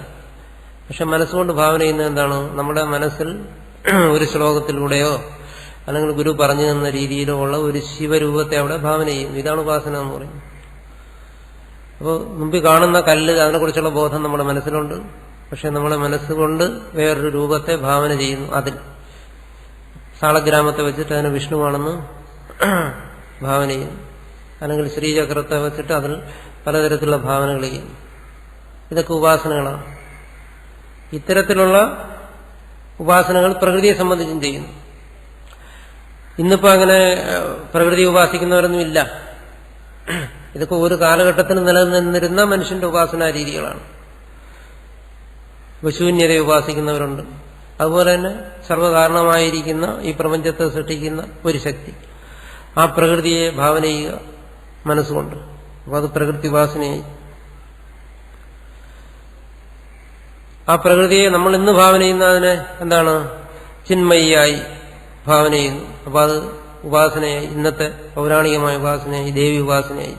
മറ്റ് അവിടെ അങ്ങനെ അല്ലാതെ ഭാവന ചെയ്യുന്നു. കേവല സാഖ്യന്മാരും മറ്റും പറയുന്നു പ്രകൃതി ജഡമാണ്, എന്നിട്ട് ആ പ്രകൃതിയെ ഉപാസിക്കുന്നു. അതുപോലെയുള്ള ഭാവനയിലൊക്കെ ഒരു കാലത്ത് ഉപാസിച്ചിരുന്നു. ഇന്നത്തരം ഉപാസനകളില്ല.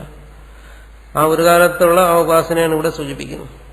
അങ്ങനെ ഉപാസന ഉണ്ട് എന്നുള്ളതിന് പുരാണങ്ങളിൽ തെളിവുണ്ട്. ഈ ഉപാസനയെക്കുറിച്ച് വായു പുരാണത്തിൽ പറയുന്നുണ്ട്. ദശമന്വന്തരാണീഹ തിഷ്ഠന്തീന്ദ്രിയ ചിന്തകാഹ എന്ന് തുടങ്ങുന്ന ഒരു ശ്ലോകം ഉണ്ടാവും. ഇന്ദ്രിയ ചിന്തകന്മാർ, ഇന്ദ്രിയങ്ങളെ ഉപാസിക്കുന്നവർ ദശമന്വന്തരങ്ങൾ പ്രകൃതിയിൽ ലയിച്ചിരിക്കുന്നു. അതിന്റെയൊക്കെ ഫലങ്ങളെ പറയുന്നുണ്ട് അവിടെ. അതിനെ ഇവിടെ സൂചിപ്പിക്കുകയാണ്. അപ്പൊ അങ്ങനെയുള്ള ഉപാസനകൾ മുമ്പുണ്ടായിരുന്നു, ഇന്നില്ല. അപ്പൊ ഇന്ദ്രിയ ഉപാസനയെക്കുറിച്ച് പറയുന്നു. ഇന്ന് ആരെങ്കിലും ഇന്ദ്രിയങ്ങളെ ഉപാസിക്കുന്നു? ഇല്ലല്ലോ. പക്ഷെ അതിന് ഉപാസിക്കുന്നവരും ഉണ്ടായിരുന്നു. അങ്ങനെയുള്ള ഉപാസന ഉണ്ടായിരുന്നു. ബുദ്ധിയെ ഉപാസിക്കുന്നവരുണ്ടായിരുന്നു. ഇന്നിപ്പോ അത് നിലവിലില്ല.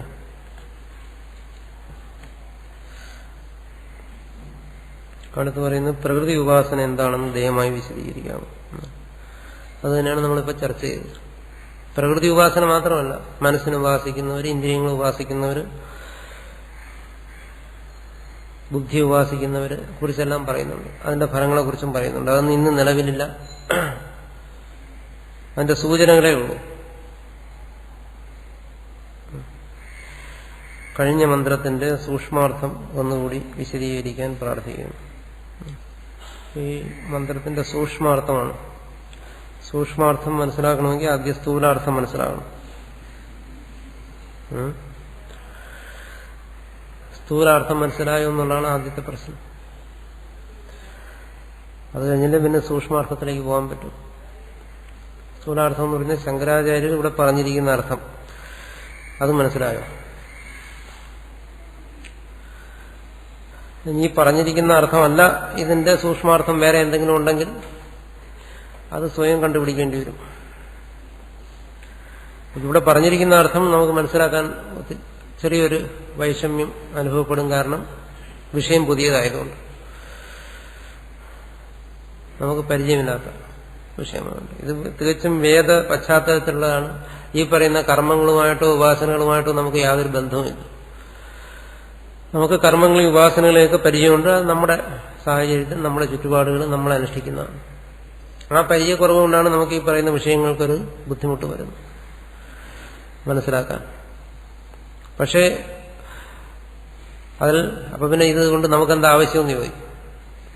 ആവശ്യമുണ്ട്. കാരണം ഇതിൽ പറയുന്ന കർമ്മങ്ങളുടെയും ഉപാസനകളുടെയും രൂപാന്തരമാണ് നമ്മൾ അനുഷ്ഠിച്ചുകൊണ്ടിരിക്കുന്നത്. അതിന് മാറ്റങ്ങൾ വന്നതാണ്. അപ്പൊ ഇതിന്റെ എല്ലാം മൂലരൂപം ഇതാണ് എന്ന് മനസ്സിലാക്കിയിരിക്കുന്നത് നമുക്ക് ഗുണം ചെയ്യും. അതുകൊണ്ടാണ് നമുക്കിത് ചിന്തിക്കേണ്ടി വരുന്നത്. ഇവിടെ പറയുന്ന ജ്ഞാനകർമ്മ ഉപാസന, ഉപാസന സമുച്ചയം, ഇതെല്ലാം നമ്മളിന്ന് അനുഷ്ഠിക്കുന്ന കാര്യങ്ങളാണ്. നമ്മളിപ്പം ദേവി ഉപാസന ചെയ്യുന്നു. ഇവിടെ പറഞ്ഞ ഈ ഉപാസനയുടെ തന്നെ ഒരു രൂപമാണ്. അതിങ്ങനെ പരിണമിച്ചു വന്നതാണ് ആ ഉപാസന. അപ്പൊ ഇതിനിങ്ങനെ ഒരു സൂക്ഷ്മമായ രൂപം ഉണ്ടായിരുന്നു. അത് രൂപാന്തരപ്പെട്ടാണ് നമ്മളിന്ന് അങ്ങനെ ഒരു ഉപാസനാ പദ്ധതിയിലെത്തി എന്ന് നമുക്ക് മനസ്സിലാക്കുന്നത് നല്ലതാണ്.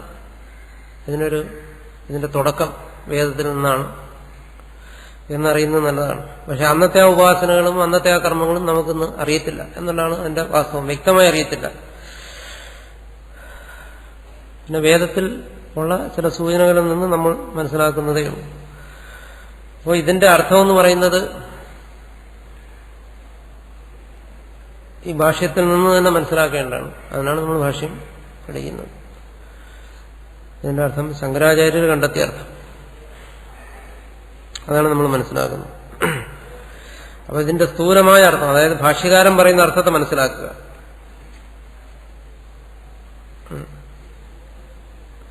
പിന്നെ ഏതൊന്നിന്റെയും സൂക്ഷ്മമായ അർത്ഥത്തെ എന്ന് പറയുന്നത്, അതിന്റെ താല്പര്യം എന്ന് പറയുന്നത് അത് സ്വയം മനസ്സിലാക്കേണ്ടതാണ്. ഏത് കാര്യത്തിന്റെയും. ഇപ്പൊ നമ്മളൊന്ന് കേൾക്കുന്നു, മറ്റൊന്ന് ബോധ്യപ്പെടുന്നു. നമ്മൾ കേൾക്കുന്നതായിരിക്കില്ല നമുക്ക് ബോധ്യപ്പെടുന്നു. അതായത് ഒരേ വിഷയം തന്നെ രണ്ടുപേര് കേൾക്കുമ്പോൾ രണ്ടു തരത്തിൽ എന്തുകൊണ്ട് ഗ്രഹിക്കുന്നു? കേൾക്കുന്നതെല്ലാം ഒരുപോലെ തന്നെ, ബോധ്യപ്പെടുന്നത് വേറെ വേറെ രീതിയിലാണ്. അതിന്റെ താല്പര്യങ്ങൾ ഗ്രഹിക്കുന്നതന്നെ അവരവരുടെ നിലവാരം അനുസരിച്ചാണ് ഗ്രഹിക്കുന്നത്.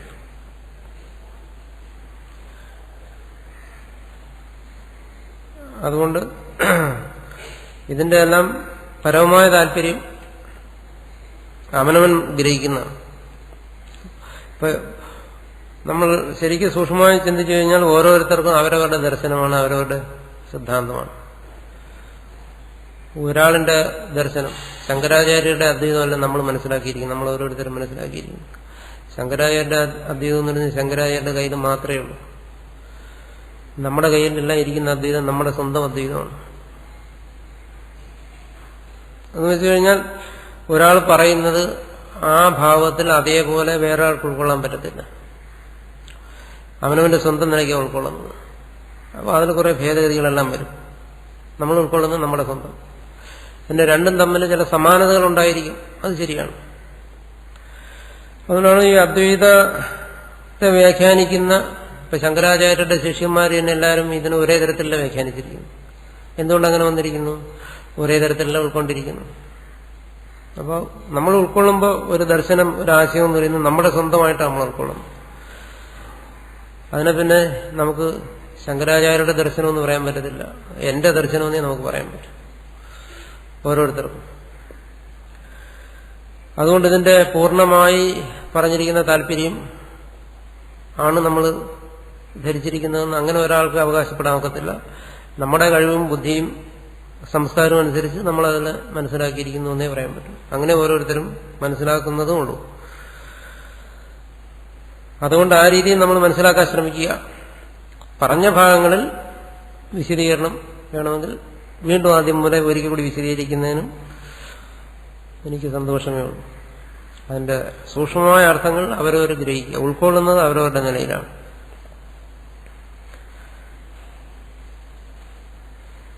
പിന്നെ അത് ഇപ്പൊ ഞാൻ പൊതുവായി ഇങ്ങനെ പറയുന്നു. അപ്പൊ ഇതിൽ ഏത് ഭാഗമാണ് മനസ്സിലായത്, ഏത് ഭാഗമാണ് മനസ്സിലാകാത്തത്, ഏത് ഭാഗമാണ് ഞാൻ വിശദീകരിച്ചത്, ഏത് ഭാഗമാണ് വിശദീകരിക്കാൻ വിട്ടുപോയെന്ന് എനിക്കറിയാൻ പറ്റത്തില്ല. അപ്പം മനസ്സിലാക്കാത്ത ഭാഗങ്ങൾ ഇതുപോലെ പ്രത്യേകമായി ചോദിച്ചാൽ ആ ഭാഗം വിശദീകരിക്കാം. ഇന്ന ഭാഗം മനസ്സിലാകുന്നില്ല എന്ന് പറഞ്ഞാൽ അതാണ് ചോദ്യങ്ങളുടെ ആവശ്യം വരുന്നത്. അപ്പോൾ ആ ഭാഗം പല ഭാഗങ്ങളും ചിലപ്പം വിശദീകരിക്കുമെന്നതിന് വിട്ടുപോയെന്നിരിക്കും. ചിലപ്പോൾ ചില ഭാഗങ്ങളെ കുറിച്ച് ഞാൻ തന്നെ ചിന്തിക്കാത്ത ഭാഗങ്ങൾ കാണും. ചോദ്യം വരുമ്പോഴായിരിക്കും ഞാൻ ചിന്തിക്കുന്നത്. അതുകൊണ്ട് ഏത് ഭാഗങ്ങളാണ് നമുക്ക് വ്യക്തമാകാത്തത് എന്ന് പ്രത്യേകിച്ച് ചോദിച്ചു കഴിഞ്ഞാൽ ആ ഭാഗം വിശദീകരിക്കാം. അങ്ങനെ ചെയ്യാം. പുതിയ പറയുന്നതുകൊണ്ട് വലിയ പ്രയോജനമില്ല, കാരണം അത് തന്നെ വീണ്ടും ആവർത്തിക്കേണ്ടി വരും. അതുകൊണ്ട് വലിയ പ്രയോജനം ഉണ്ടാകത്തില്ല. ഇതിന് ഏത് ഭാഗം വ്യക്തമാകുന്നില്ല. ശങ്കരാചാര്യർ പറഞ്ഞ ഏത് പദത്തിന്റെ അർത്ഥം നമുക്ക് മനസ്സിലാകുന്നില്ല, ഏതാശയമാണ് നമുക്ക് വ്യക്തമാകാതെ വരുന്നത്, ആ ഭാഗം ചോദിക്കുക, പ്രത്യേകിച്ച് നിഷ്കർഷിച്ച്. ആ ചോദിച്ചു കഴിഞ്ഞാൽ ഞാൻ ആ ഭാഗം ഒരുകൂടി വിശദീകരിക്കാം. ഏതെങ്കിലും പറഞ്ഞ ഭാഗങ്ങളിൽ പരസ്പര വൈരുദ്ധ്യം തോന്നുന്നുണ്ടോ? അതിൽ സ്വാമികൾ തന്നെ ഒരിക്കൽ പറഞ്ഞ ഭാഗവും പിന്നീട് വരുന്ന ഭാഗവുമായിട്ട് എന്തെങ്കിലും വൈരുദ്ധ്യം വരുന്നുണ്ട്, അത് ഏത് ഭാഗത്താണ്? അങ്ങനെ പ്രത്യേകിച്ച് ചോദിക്കും. എന്നാൽ ആ ഭാഗം വിശദീകരിക്കാം. ചിലപ്പോൾ നിങ്ങൾ ചോദിക്കുന്ന വിഷയം ഞാൻ ചിന്തിക്കാത്തതായിരിക്കും, അങ്ങനെയും വരാം.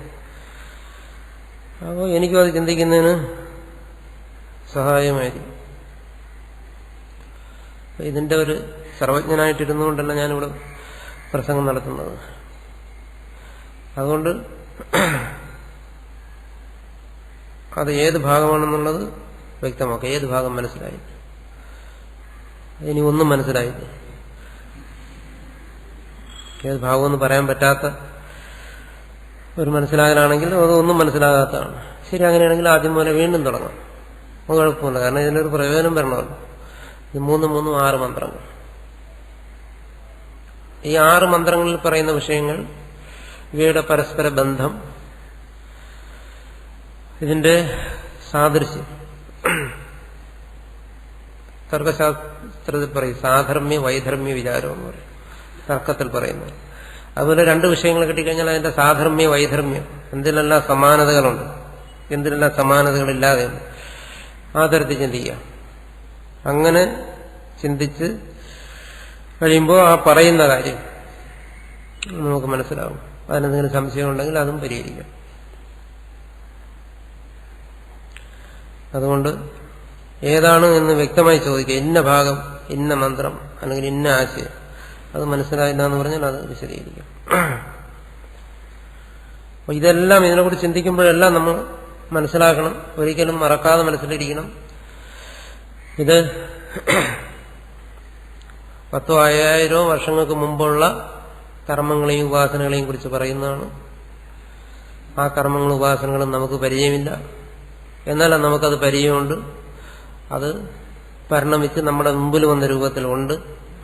നമ്മളിത് മനസ്സിലാക്കുമ്പോൾ അതും ഇതും തമ്മിലുള്ള ഒരു ബന്ധമാണ് നമുക്ക് മനസ്സിലാക്കാൻ കഴിയുന്നത്. അതുകൊണ്ട് ആ കർമ്മങ്ങളും ഉപാസനകളും നമുക്ക് പരിചയമില്ലാത്തതുകൊണ്ട് വരുന്ന പ്രയാസങ്ങൾ അത് നമ്മൾ സഹിച്ചേ പറ്റും. അതിന് ആ പ്രയാസങ്ങളെ കൂടെ ഉൾക്കൊണ്ടുകൊണ്ടേ നമുക്ക് മുമ്പോട്ട് പോകാൻ പറ്റും. അപ്പൊ ഇത് മനസ്സിലാകാത്തതുകൊണ്ട് ഈ വ്യാഖ്യാതാക്കൾ ഇന്നുള്ള വ്യാഖ്യാതാക്കൾ ചെയ്യുന്നത് ഇതിൽ പറയുന്ന കർമ്മങ്ങൾ ഇത് വായിച്ചു പോകുമ്പോൾ ഇതിൽ പറയുന്ന എന്താണ് കർമ്മം, എന്താണ് സംഭൂതി, എന്താണ് അസംഭൂതി, എന്താണ് വിദ്യ, എന്താണ് അവിദ്യ, ഇതൊന്നും മനസ്സിലാകാത്തതുകൊണ്ട് സ്വയം കൽപ്പിക്കുകയാണ്. ഈ വൈദികമായ പശ്ചാത്തലത്തെ വിട്ടിട്ട് അവനവന്റെ കൽപ്പിച്ചിട്ട് അവരവർക്ക് തോന്നുന്നതാണെന്ന് പറഞ്ഞ് വ്യാഖ്യാനിക്കുകയാണ്. എന്നിട്ട് അത് മറ്റുള്ളവരെ പഠിപ്പിക്കുകയാണ്. ഞാൻ കൽപ്പിച്ചതാണ് ഇതിന്റെ താല്പര്യം. പക്ഷെ ആ ഒരു കാര്യത്തിനോട് എനിക്ക് യോജിപ്പില്ല, അങ്ങനെ ചെയ്യുന്നതിനോട്. എന്തായാലും 10,000 വർഷം മുമ്പ് ജീവിച്ചിരുന്ന ആചാര്യസ്വാമികൾ ഇതിനോട് കുറച്ചുകൂടി അടുത്ത് നിന്ന ആളായിരിക്കും. ഈ വൈദിക കർമ്മങ്ങളോടും ധർമ്മങ്ങളോടും നമ്മളെക്കാൾ കൂടുതൽ അടുത്ത് നിന്ന ആളാണ്.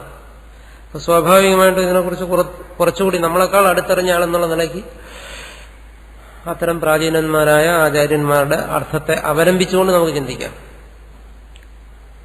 അതാണ് കുറച്ചുകൂടി നല്ലത്. അല്ലാതെ നമ്മുടെ വെറും കൽപ്പനകൾ, യാതൊരു അടിസ്ഥാനമില്ലാതെയുള്ള കൽപ്പനകൾ, നമ്മുടെ പരിമിതമായ അറിവിൽ നിന്നുള്ള കൽപ്പനകൾ, അതിനനുസരിച്ചുള്ള വ്യാഖ്യാനങ്ങൾ എഴുതുക, അത് വായിക്കുക, അത് പഠിക്കുക, അതാണ് നിന്ന് കരുതുക, അത് ഒരു ശരിയായ രീതിയല്ല. അതുകൊണ്ടാണ് വേദം അല്ലെങ്കിൽ ഉപനിഷത്തുകൾ പഠിക്കുമ്പോൾ ശാങ്കര ഭാഷ്യത്തോടുകൂടി തന്നെ പഠിക്കണമെന്ന് പറയും. എന്തായാലും കൂടുതൽ ശരി നമ്മളെക്കാളും അവരുടെ പക്ഷത്തായിരിക്കും. നമുക്കത് സ്വീകാര്യമാണോ അല്ലയോ അത് രണ്ടാമത്തെ പക്ഷം. നമുക്ക് ഇഷ്ടമില്ലെങ്കിൽ അത് സ്വീകരിക്കില്ല, ഇഷ്ടമുണ്ടെങ്കിൽ സ്വീകരിച്ചാൽ മതി. ശങ്കരാചാര്യർ പറഞ്ഞിരിക്കുന്ന പല കാര്യങ്ങളും നമുക്കൊന്നും സ്വീകരിക്കാൻ പറ്റില്ല. അതുകൊണ്ട് ശങ്കരാചാര്യർ അതല്ല പറഞ്ഞത് എന്ന് പറയുന്ന അർത്ഥമല്ല. ഇപ്പൊ ശങ്കരാചാര്യർ പറഞ്ഞ സന്യാസം എനിക്ക് കഴിയത്തില്ല, അതുകൊണ്ട് എന്റെ സന്യാസമാണ് യഥാർത്ഥ സന്യാസം എന്ന് മറ്റൊരാളെ ധരിപ്പിക്കുന്നത് ശരിയല്ല. ഇതാണ് ശങ്കരാചാര്യർ പറഞ്ഞ സന്യാസം എന്ന് പറയുന്ന അർത്ഥമില്ല. അപ്പൊ അവിടെ ആർജവത്തോടുകൂടി നമ്മൾ സമ്മതിക്കുക, ശങ്കരാചാര്യർ പറഞ്ഞിരിക്കുന്ന സന്യാസം ഇതാണ്, ആ സന്യാസം എനിക്ക് പറ്റത്തില്ല, അതുകൊണ്ട് എന്റെ സന്യാസം ഇതാണ് എന്ന് പറയുന്നതാണ് ശരിയെന്നാണ് ഞാൻ ധരിച്ചിരിക്കുന്നത്. അതാണ് എന്റെ ശരിയായിട്ടുള്ള വഴി എന്നാണ് ഞാൻ ധരിച്ചിരിക്കുന്നത്. ആ രീതിയിലാണ് ഇതിനെ കാണുന്നതും വ്യാഖ്യാനിക്കുന്നതും മനസ്സിലാക്കിയിരിക്കുന്നത്. അവിടെ മുഖ്യമായി വേണ്ടത് ആർജവമാണ്. ആർജവത്തോടുകൂടി ഇതിനെ സമീപിക്കുക. അപ്പോൾ ഇതിൽ പറയുന്ന പല കാര്യങ്ങളും ഇത് ചിലപ്പോൾ ഇതിലെ ചില ഭാഗങ്ങൾ നമ്മളെ മഹത്വപ്പെടുത്തിയില്ലെന്ന് വരും. വേണ്ട, അത് നമ്മുടെ കുറ്റമാണ്, ഇതിന്റെ കുറവല്ല. ഇതെല്ലാം ഉപയോഗിച്ച് ഇപ്പൊ എനിക്ക് എന്നെ മഹത്വപ്പെടുത്തണമെന്ന് വെച്ചു കഴിഞ്ഞാൽ പ്രയാസമായിരിക്കും. കാരണം നമുക്ക് ഫിറ്റല്ലാത്ത പല കാര്യങ്ങളും ഇതിനകത്തുണ്ട്. എന്തോ കാലം കൊണ്ടോ അല്ലെങ്കിൽ നമ്മുടെ സംസ്കാരം കൊണ്ടോ നമുക്ക് സ്വീകരിക്കാൻ കഴിയാത്ത കാര്യങ്ങൾ പലതും ഇതിനകത്തുണ്ട്. അപ്പോൾ അതിന്റെ രീതി മനസ്സിലാക്കുകയും അതാണ് ഇതുകൊണ്ട് ഉദ്ദേശിക്കുന്നത്. അതാണ് മുഖ്യമായിട്ടുള്ളത്. ശങ്കരാചാര്യർ എന്ത് പറഞ്ഞു അത് മനസ്സിലാക്കും. അത് ശരിയോ തെറ്റോ എന്നുള്ളത് നമ്മൾ അത് അവരവർക്ക് വിടുന്നു. എന്റെ ജോലി എന്ന് പറയുന്നത് ശങ്കരാചാര്യർ എന്താണ് പറഞ്ഞത് അതിനെ അതേപടി വ്യക്തമാക്കി തരിക. അത് ശരിയാണോ തെറ്റാണോ, അതിന്ന് പ്രായോഗികമാണോ അല്ലയോ, ന്യായമാണോ അല്ലയോ, അത് കേൾക്കുന്നവർ തീരുമാനിച്ചോളൂ അവരവരുടെ ഇതനുസരിച്ച്. അപ്പൊ എന്റെ ജോലി എന്ന് പറയുന്നത് ശങ്കരാചാര്യർ പറഞ്ഞ എന്താണെന്ന് ഞാൻ മനസ്സിലാക്കിയ രീതിയിൽ വിശദീകരിക്കുക. അതിൽ അല്പവും വെള്ളം ചേർക്കരുത് എന്ന് നിർബന്ധമുള്ള ആളാണ് ഞാൻ. എന്തോ അതുപോലെ അതിലെന്തെങ്കിലും ഒരു ഭാഗം വരുമ്പോൾ ശങ്കരാചാര്യരെ രക്ഷിക്കാനും ഞാൻ ശ്രമിക്കാറില്ല. ശങ്കരാചാര്യ ഒന്ന് രക്ഷിച്ചു കളയാൻ, കാരണം പറയുന്ന ചില കാര്യങ്ങൾ ഇന്ന് ശരിയല്ല എന്നാണ് പൊതുവെയുള്ള അഭിപ്രായം ജനാധിപത്യത്തിൽ. അതുകൊണ്ട് ശങ്കരാചാര്യ ഒന്ന് രക്ഷിച്ചു കളയാൻ അങ്ങനെയുള്ളൊരു ഭാവനയൊന്നുമില്ല. ഞാൻ രക്ഷിച്ചാൽ രക്ഷിക്കപ്പെടുന്ന ആളല്ല ശങ്കരാചാര്യരെന്ന് എനിക്ക് ഉത്തമ വിശ്വാസമാണ്. അതുകൊണ്ട് അങ്ങനെ ഒരിടത്തും ശങ്കരാചാര്യരെ രക്ഷിക്കാനും ഞാൻ ശ്രമിക്കാറില്ല. കാരണം ശങ്കരാചാര്യരുടെ പല കാഴ്ചപ്പാടുകളും ഇന്ന് വിമർശന വിധേയമാണ്. അപ്പോൾ ആ വിമർശനങ്ങളിൽ നിന്ന് ശങ്കരാചാര്യരെ രക്ഷിക്കണം. അങ്ങനെ ഒരു ബാധ്യത എനിക്ക് അദ്ദേഹമായിട്ടില്ല, ആരുമായിട്ടുമില്ല. അതുകൊണ്ട് അങ്ങനെ ആരെങ്കിലും രക്ഷിക്കാൻ വേണ്ടി ഇതിനെ വ്യാഖ്യാനിക്കാറുമില്ല. അത് ഞാൻ പറയുന്ന കാര്യമിപ്പോൾ ചാതുർവർണ്ണയത്തിന്റെ കാര്യം തന്നെ. ചാതുർവർണ്ണയം എന്ന് പറയുന്ന അതിലാണ് ശങ്കരാചാര്യ ഈ ദർശനത്തെ ഉറപ്പിച്ചിരിക്കുന്നത്. ഞാൻ മനസ്സിലാക്കിയിടത്തോളം കാര്യം അതിന് ന്യൂനതകളുണ്ടായിരിക്കും, പോരായ്മകളുണ്ടായിരിക്കും. അതിന് എന്തെങ്കിലും ഉണ്ടെങ്കിൽ ശങ്കരാചാര്യ സമാനം പറയട്ടെ, അത് പറയേണ്ട ബാധ്യത എനിക്കില്ല. പക്ഷെ അത് എന്താണ് ആചാര്യസ്വാമികൾ പറഞ്ഞിരിക്കുന്നത് അത് അതുപോലെ പറയും. അത് പിന്നെ അവരെയൊന്നും രക്ഷിക്കാനോ അല്ലെങ്കിൽ ശിക്ഷിക്കാനും പോകുന്നില്ല. അതിനൊന്നും നമുക്ക് അതിനൊന്നുള്ള ശേഷിയില്ല. മനസ്സിലാക്കിയ കാര്യം പറയും. ആ ഒരു ജോലി മാത്രമേ എനിക്കുള്ളൂ. അതുകൊണ്ട് അത് കഴിയുന്നത്ര ആർജവത്തോടുകൂടി ഈ വിഷയത്തെ, ഇതിനോട് നമ്മളൊരു ആർജവം പുലർത്തിയില്ലെങ്കിൽ പിന്നെ നമ്മുടെ ജീവിതത്തിൽ എന്താ അർത്ഥമാണ്? ഒരു ദർശനത്തോട്, ഒരു തത്വശാസ്ത്രത്തോട് അതിനെ സത്യസന്ധമായി സമീപിക്കുകയും വിശദീകരിക്കുകയും മനസ്സിലാക്കുകയും ചെയ്യാൻ നമുക്ക് കഴിഞ്ഞില്ലെങ്കിൽ പിന്നെ നമ്മുടെ ജീവിതത്തിന് എന്താ അർത്ഥമുള്ളത്? ഇങ്ങനെ ഒരു ജീവിതത്തിന് യാതൊരു അർത്ഥവുമില്ല. അതിൽ പിന്നെ കൃത്രിമം കാണിക്കുക, അതങ്ങനെയല്ല പറഞ്ഞ് ഇങ്ങനെയാണ് എന്ന് പറഞ്ഞ് തിരിച്ചും മറിച്ചും വ്യാഖ്യാനിക്കുക നമ്മുടെ ചെറിയ ബുദ്ധിക്ക് അനുസരിച്ച്. അങ്ങനെ ചെയ്യുന്നത് ശരിയല്ല. അതുകൊണ്ട് ആരെയെങ്കിലും രക്ഷിക്കാനുള്ള ബാധ്യത നമുക്കില്ല. ശരിയായിരിക്കാം, തെറ്റായിരിക്കാം. ശങ്കരാചാര്യർ അംഗീകരിച്ച വ്യവസ്ഥകളോ സാമൂഹ്യ വ്യവസ്ഥയോ ഒക്കെ ചിലപ്പോൾ ശരിയല്ലായിരിക്കും. അത് ശരിയല്ലെങ്കിൽ അതിനെ ശരിയാക്കുന്നവരത് ശരിയാക്കിക്കോട്ടെ. അത് നമ്മുടെ ഒരു വിഷയമല്ല. നമ്മൾ മനസ്സിലാക്കിയ കാര്യങ്ങൾ പറയുക, അതിനെ സത്യസന്ധമായ രീതിയിൽ ആ കാര്യങ്ങളെ നോക്കിക്കാണുക, മനസ്സിലാക്കുക, അവതരിപ്പിക്കുക. അതാണ് ചെയ്യുന്നത്. അതുകൊണ്ട് ഈ കാര്യങ്ങളെ സംബന്ധിച്ചിടത്തോളം ശങ്കരാചാര്യർ എന്ത് പറഞ്ഞു അതാണ് നമ്മൾ മനസ്സിലാക്കാൻ ശ്രമിക്കുന്നത്. എന്റേതായ എന്തെങ്കിലും ഐഡിയ ഉണ്ടെങ്കിൽ ഞാനത് പ്രത്യേകം പറയും, എനിക്ക് ഇങ്ങനെയാ തോന്നുന്നത്. അത് ശങ്കരാചാര്യരുടേതായിട്ട് ഞാൻ പറയത്തില്ല. എന്റേതായ എന്തെങ്കിലും ഒന്ന് മനസ്സിലാക്കിയിട്ട് അത് ആചാര്യസ്വാമിയുടെ അഭിപ്രായമായിട്ട് ഞാൻ ഒരിക്കലും അവതരിപ്പിക്കത്തില്ല. ആചാര്യസ്വാമികൾ എന്ത് പറഞ്ഞു അത് മനസ്സിലാക്കി. അതുകൊണ്ട് ഈ പറയുന്ന 6 മന്ത്രങ്ങളുടെയും മറ്റുള്ളവരുടെ വ്യാഖ്യാനങ്ങൾ എടുത്തു നോക്കുക. അരവിന്ദ മഹർഷിയിട്ടുണ്ട്, വിനോബാജിയുടെ വ്യാഖ്യാനമുണ്ട്, മറ്റ് ദ്വൈത വിശിഷ്ടാദ്വൈതി അവരുടെയൊക്കെ വ്യാഖ്യാനങ്ങളുണ്ട്. നോക്കുക. അവിടെയെല്ലാം ഓരോ അവരവരുടെ കാഴ്ചപ്പാടുകൾ അനുസരിച്ച് വ്യാഖ്യാനിച്ചിരിക്കുകയാണ്. അത് അതാത് വ്യാഖ്യാനങ്ങളിൽ നിന്ന് മനസ്സിലാക്കുക. അതുമായിട്ട് വേണമെങ്കിൽ നമുക്ക് താരതമ്യ പഠനം ചെയ്യാം. ഏതാണ് കൂടുതൽ ശരി, ഏതാണ് കൂടുതൽ തെറ്റ് എന്നൊക്കെ ചിന്തിക്കാം. പക്ഷെ ശങ്കരാചാര്യർ പറഞ്ഞിരിക്കുന്ന ഇതാണ്. പിന്നെ ശങ്കരാചാര്യരുടെ അഭിപ്രായത്തോട്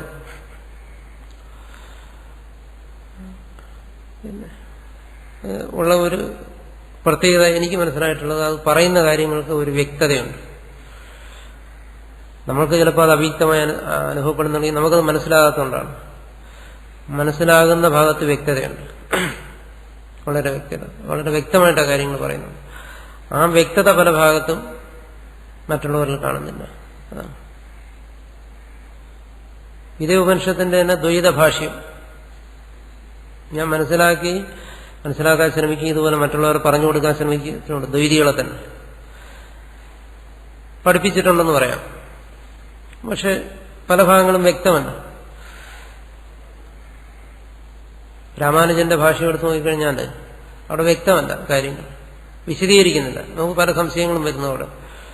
ആ സിദ്ധാന്തത്തിൽ നിന്നുകൊണ്ട് തന്നെ ചിന്തിച്ചു കഴിഞ്ഞാൽ കഴിയുന്നത്ര അത് മനസ്സിലാക്കാനും ഇതിനോട് എന്ത് ആത്മാർത്ഥം കാണിക്കുന്നു അതേ ആത്മാർത്ഥത്തോടുകൂടി തന്നെ അതിനെ മനസ്സിലാക്കാനും വിശദീകരിക്കാനും ശ്രമിച്ചാലും അവിടെ അവ്യക്തതകളുണ്ട്. അതുകൊണ്ടാണ് അത്തരം ഭാഷ്യങ്ങൾക്ക് പിൻകാലത്ത് പ്രചാരം കിട്ടാതെ.